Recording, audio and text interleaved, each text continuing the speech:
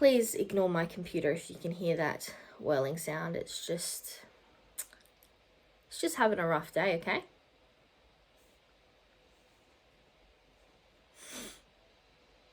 It is obviously getting hyped about this project.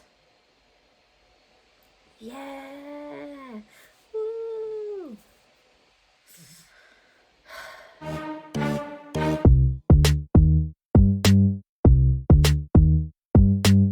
Welcome back to my channel, and today I'm bringing you the third update for my Pan More with Feeling project Pan. Just a reminder, this is my Buffy the Vampire Slayer project, inspired by Jessica Lee and Amanda D and their Pan Interrupted series, which is based on the television show Supernatural. I'll have all that information linked down below, so make sure you check them out. But if you are a fan of Buffy, this might be the project for you. What I'm doing is I'm watching every episode starting from season 1, and I'm panning a product to represent those episodes. Regardless of whether I use up a product or meet a goal on a product for each update, which are quarterly, by the way, I do roll in a new product. But I am pleased to say that this update, we will be rolling out one product, hence one episode. Let's start with the products that I've still been working on, and then we'll look at the product I'll be rolling in. We're still on season 1, so episode 1 was Welcome to the Hellmouth. If you want more details about each of the episodes, make sure you go back and watch my previous videos. I'll have that all linked up here in the cards, the playlist, and down in the description. But episode 1 is Welcome to the Hellmouth. And for that, we have been working on the Maybelline Baby Skin Instant Pore Eraser.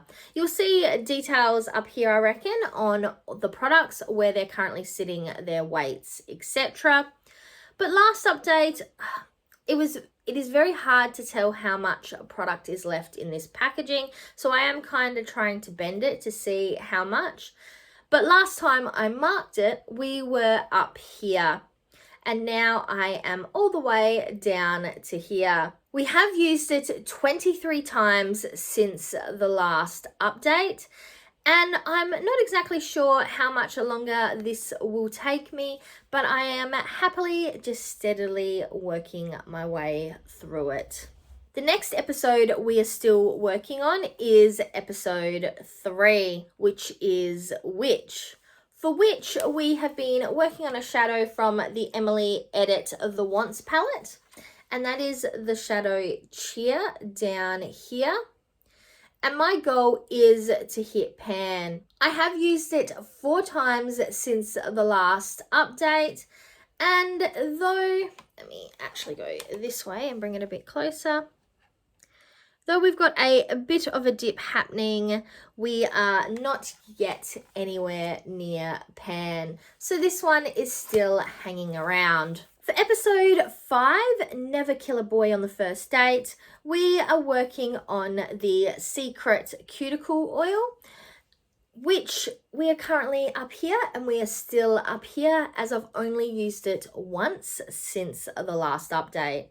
My goal is to use this up, and I knew it was already going to take a very long time, but it is going to take an extra long time if I don't actually use it. The episode we will be rolling out today is episode 5, The Pack, which is one of my favorite episodes. And we've been working on a shadow from the Revolution Beautiful Darkness palette. And that shadow was Possessed, which is this one right here. And you can see that shiny little pan in there, which was my goal, to hit Pan. I actually only needed to use it twice since the last update, but I'm very happy to have hit pan in this, to have 3 pans in this palette altogether, and to be able to roll this one out. Episode 7, Angel. We were working on this Essence Little Beauty Angels color correcting primer. Last update, we were up here. Now we are down here, and I've actually used this 16 times. So we don't have too much more to go. And if I keep this progress, I think we'll be able to use this one up in maybe 2 updates, which is approximately 6 months. So when I put it like that, that's a very long time, but this is going to be a long-term project. Episode 8 is I, Robot, You, Jane. And for that episode, we rolled in the XX Revolution, the Matrix palette. And the shade we rolled in is Virus. Let me get the little plastic out the way. Virus is this shade here. It's very annoying that the title names are not on the actual palette. They are just on that little plastic slip. But Virus is this one here, and my goal is to hit pan. I have used it 10 times since rolling it in, and I did mention last update, for those who have a good memory, that I hadn't actually managed to watch that episode due to time restraints, but I have now watched it. Overall, I enjoyed that episode. I think it was very poignant at the time of being made. It talks a lot about the internet and about meeting strangers on the internet, and whether you really know who somebody is from just talking to them on the net. And at the time, that was a really big issue. To be honest, it's even more of an issue now. But I think with what has happened in the world, people are less... I would like to think that people are less naive about, you know, the talking to strangers on the internet, while I am literally here talking to a camera to put it on YouTube.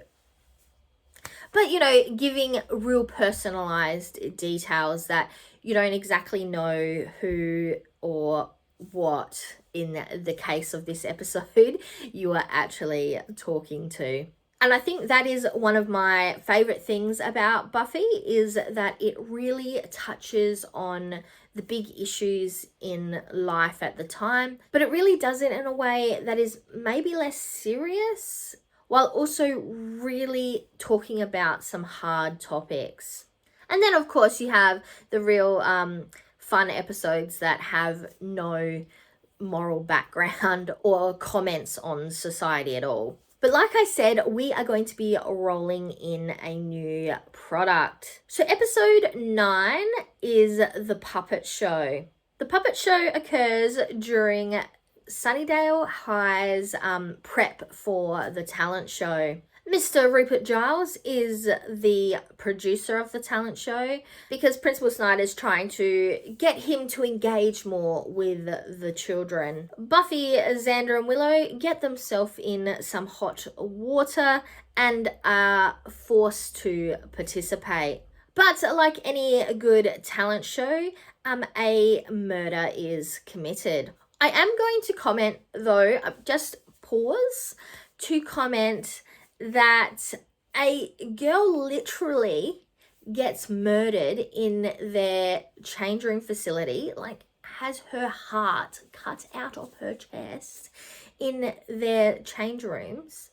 And then like 3 scenes later, when like Buffy and her mum are having a conversation, and Buffy's, you know, being a bit like moody teenager, her mum's all like, oh, what's the problem? Are you okay? Well no. In any normal situation, no, because a girl literally had her heart cut out at school. And what are we doing about who did it?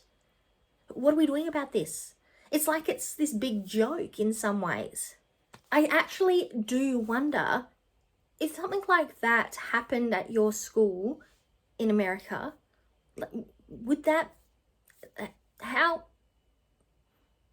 what is the reaction? Is that like a very normal reaction in that kind of scenario? Or is it just kind of played off that way for the premise of the show so that, you know, Buffy, Willow and Xander and Giles can run around this talent show trying to figure out who done it? Especially when teachers are having conversations with, you know, certain kids during out this thing saying, you've been seeming a bit different lately, like what's been happening, and like, dead ballerina. Guys, like, do we not question if that weird kid who has been acting really strange lately, like, dead ballerina? But I digress. Where does the puppet come from? A boy named Morgan. His talent is to have one of those ventriloquist dummies whose name is Sid. He's planning to utilize that in the talent show. Morgan has been acting quite odd lately and uses Sid often to say some odd things. But the question is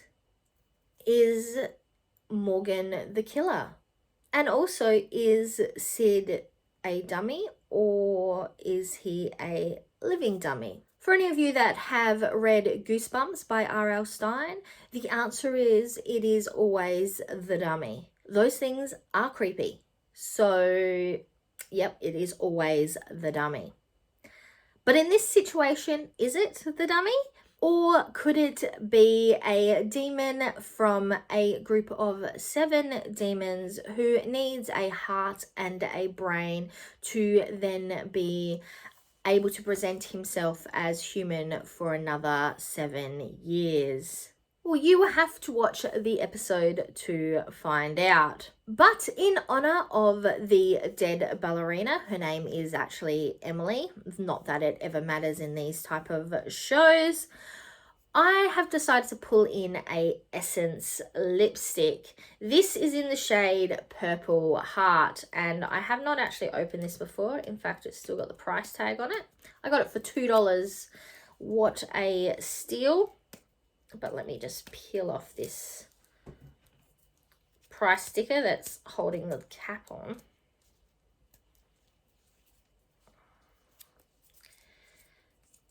Okay, so this is what the product looks like. It is a gorgeous deep purple. In the camera, from where I can see, it's almost looking brown. So let's give it a swatch. It's definitely a purple, but I would definitely say it's more of a brown-based purple. But my goal is going to be to use this one 50 times, which is quite a lot of uses, but, oops, I've got stuff stuck to me everywhere. But I don't want to make this project too easy for myself. But I also don't want to give myself a really unrealistic goal, like to finish a full-blown lipstick. So like I said, my goal is going to be to use this 50 times. Up here, you will see a picture of where it is currently sitting, and it will be interesting to see how much use 50 uses is. So we are rolling out one product and rolling in one product. So we'll be working on 6 products going forward. I think with another 3 months worth of use that I might hopefully be able to hit pan on one of these 2 eyeshadows, if not both of them. I do want to look at getting this one done because I did roll this in during the introduction and I feel like it's been hanging around for a bit too long. But with that, I'm Verity. This was the 3rd update for my Pan More With Feeling project Pan, and now to the outro.